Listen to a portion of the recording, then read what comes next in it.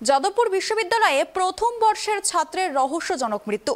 সেই ঘটনার তদন্ত করতে গিয়ে পুলিশের হাতে উঠে এলো চাঞ্চল্যকর তথ্য। ডায়েরির ভেতর থেকে পাওয়া চিঠি অনুযায়ী পুলিশের হাতে নয়া তথ্য উঠে এসেছে। সেই চিঠি অনুযায়ী দেখা যাচ্ছে শুধুমাত্র শারীরিক বা মানসিক হেনস্থা নয়, ছাত্রকে যাদবপুর বিশ্ববিদ্যালয়ের নয়া ছাত্রকে রাজনীতিতে আনার পরিকল্পনা রয়েছিল তাদের, এমনটাই চিঠি মারফত জানা যাচ্ছে, পুলিশ জানাচ্ছে।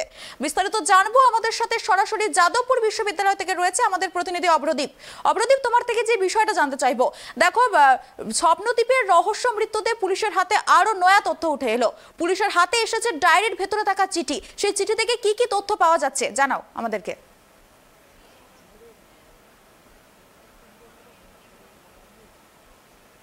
দেখো, তোমাকে যেটা প্রথমেই বলে রাখবো, এই ছাত্র মৃত্যুর ঘটনার প্রায় 9 দিন কেটে গেছে। তারপরে বিশ্ববিদ্যালয়ের যে তদন্ত কমিটি গড়া হয়েছিল, সেই তদন্ত কমিটি কিন্তু এর আগে বহুবার মিটিংয়ে বসেছে, বৈঠকে বসেছে এই অরবিন্দ ভবনে। আজকে তারা পঞ্চমবারের জন্য এই বৈঠকে বসেছে। এই বৈঠকে রয়েছেন রেজিস্ট্রার স্নেহমঞ্জু বসু এবং তার পাশাপাশি এই তদন্ত কমিটির যে অন্যান্য আধিকারিকরা আছেন তারা কিন্তু রয়েছেন এই তদন্ত কমিটিতে। এই তদন্ত কমিটিতে যাকে ডাকা হয়েছে হচ্ছে মেন হোস্টেলের যে সুপার রয়েছেন তাকে ডাকা হয়েছে। তার বয়ান ইতিমধ্যেই সংগ্রহ করা প্রক্রিয়া তারা চালাচ্ছেন এবং তার পাশাপাশি তোমাকে যেটা বলে রাখবো, সেই ঘটনার দিন, ছাত্রমৃত্যুর ঘটনার দিন যে সমস্ত আবাসিকরা সেই হোস্টেলে ছিলেন এবং তাতে বেশ কিছু বর্তমান এবং বেশ কিছু প্রাক্তন পড়ুয়াও ছিলেন, তাদের কিন্তু বয়ান রেকর্ড করা হচ্ছে। তুমি জানো যে ঘটার দুদিনের মধ্যে ইউজিসিকে একটি তদন্তের রিপোর্ট পাঠানো হয়েছিল। তার পরবর্তী ক্ষেত্রে আমরা দেখি কালকে যে ইউজিসির তরফ থেকে যে যাদবপুর বিশ্ববিদ্যালয় কর্তৃপক্ষকে চিঠি দিয়ে জানানো হয়েছে মূলত 12টা পয়েন্ট, তাতে কিন্তু ছত্রে সেই চিঠির ছত্রে কিন্তু উল্লেখ আছে যে এই যাদবপুর বিশ্ববিদ্যালয়ের কর্তৃপক্ষ যে রিপোর্ট ইউজিসিকে পাঠিয়েছে সেই রিপোর্টে কিন্তু তারা একেবারেই সন্তুষ্ট নন।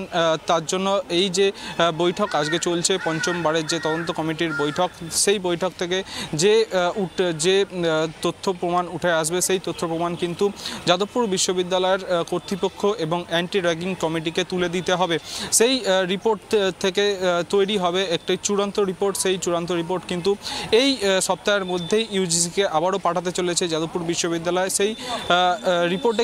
সেই চূড়ান্ত রিপোর্টে কি থাকবে, মূলত থাকবে হচ্ছে এই ঘটনার পরিপ্রেক্ষিতে কারা কারা যুক্ত ছিলেন এবং সেই ঘটনার দিন কারা কারা সেখানে উপস্থিত ছিলেন এবং তার পরিপ্রেক্ষিতে যাদবপুর বিশ্ববিদ্যালয় কর্তৃপক্ষ তাদের বিরুদ্ধে কি ব্যবস্থা নিচ্ছে, সেইগুলোই মূলত কিন্তু এই রিপোর্টে থাকবে, যেটা এই সপ্তাহের মধ্যেই পাঠানো হতে চলেছে ইউজিসিকে। তোমাকে আরও একটা জিনিস জানিয়ে রাখবো যে হলুদ ট্যাক্সির কথা আমরা আজকেই সকালে দেখিয়েছি ট্রাইব টিভির পর্দায়। সেই হলুদ ট্যাক্সি থেকে স্বপ্নদ্বীপকে নিয়ে যাওয়া হয়েছিল পাশের যে কেপিসি মেডিকেল কলেজ হাসপাতাল রয়েছে, সেই হাসপাতালে নিয়ে যাওয়া হয়েছিল স্বপ্নদ্বীপ। আমরা যেটা পুলিশ সূত্র মারফত জানতে পারছি, সেই ট্যাক্সি থেকে একটি গামছা, রক্তমাখা গামছা কিন্তু উদ্ধার করেছে তদন্তকারী আধিকারিকরা এবং সেই রক্তমাখা গামছাটিকে ইতিমধ্যেই ফরেন্সিক ল্যাবরেটরিতে পাঠানো হয়েছে। সেটি একটি গুরুত্বপূর্ণ এভিডেন্স হতে চলেছে এই তদন্তের মধ্যে। আমরা জানি জয়েন্ট সিপি ক্রাইম নিজে এই তদন্তের ভার নিয়েছেন, তার সঙ্গে রয়েছেন কলকাতা পুলিশের হোমিসাইড শাখা এবং যাদবপুর থানাকে তারা অ্যাসিস্ট্যান্ট করছেন এবং যে 9 জন গ্রেপ্তার হয়েছিলেন, প্রথম দিনে একজন সৌরভ চৌধুরী প্রাক্তনী এবং তারপরের দিন 2 জন বর্তমান পড়ুয়া এবং তার পরবর্তী ক্ষেত্রে আমরা দেখি একসঙ্গে 6 জনকে গ্রেপ্তার করা হয়। তার মধ্যে 3 জন ছিলেন বর্তমান পড়ুয়া এবং 3 জন প্রাক্তনী।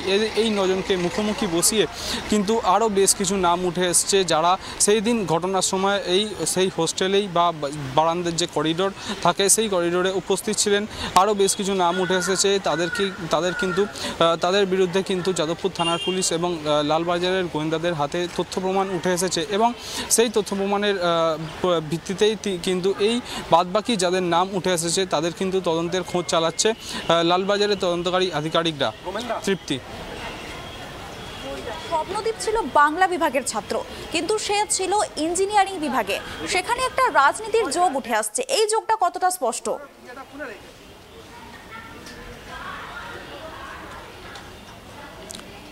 একদমই তোমাকে যেটা জানিয়ে রাখবো যে এই যাদবপুর বিশ্ববিদ্যালয়ে বিভিন্ন রকম সংগঠন আছে যাদের সঙ্গে প্রত্যক্ষ বা পরোক্ষভাবে রাজনীতির একটা যোগ আছেই।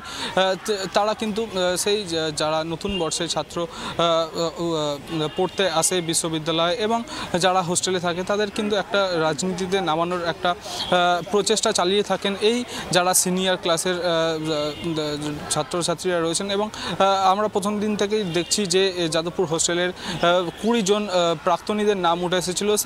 তারা কিন্তু তাকে প্রভাব বিস্তার করার চেষ্টা করেছিল, আমরা যেটা পুলিশ সূত্র মারফত জানতে পারছি। রাজনীতির একটা আবহ রয়েছেই এই ক্যাম্পাস জুড়ে, তাকে কিন্তু রাজনীতিতে নামানোর কথাও তারা ভাবছিলেন। সেদিনকে যে মানসিক অত্যাচার এবং হয়েছিল তার পরিপ্রেক্ষিতে কিন্তু পুলিশ এখন তদন্ত চালাচ্ছে এবং যে ডায়েরি উঠে এসেছে সেই ডায়েরি থেকেও কিন্তু বিভিন্ন রকম তথ্য প্রমাণ খতিয়ে দেখছেন যাদবপুর থানার পুলিশ এবং কলকাতা পুলিশের হোমিসাইড শাখা তদন্তকারী আধিকারিকরা। তৃপ্তি, দেখো ইতিমধ্যেই পুলিশের হাতে গ্রেপ্তার হয়েছে 9, তো আরও এখনও প্রাক্তনীদের খোঁজে পুলিশ এখনও তল্লাশি চালাচ্ছে এবং আরও যাদবপুর বিশ্ববিদ্যালয়ে পড়ুয়া বাজার রয়েছে যারা প্রাক্তনীরা যারা রয়েছে তাদেরকে আরও ডাক দিচ্ছে পুলিশ। তো এক্ষেত্রে কি আরও নয়া তথ্য উঠে আসতে পারে, কি মনে করছো?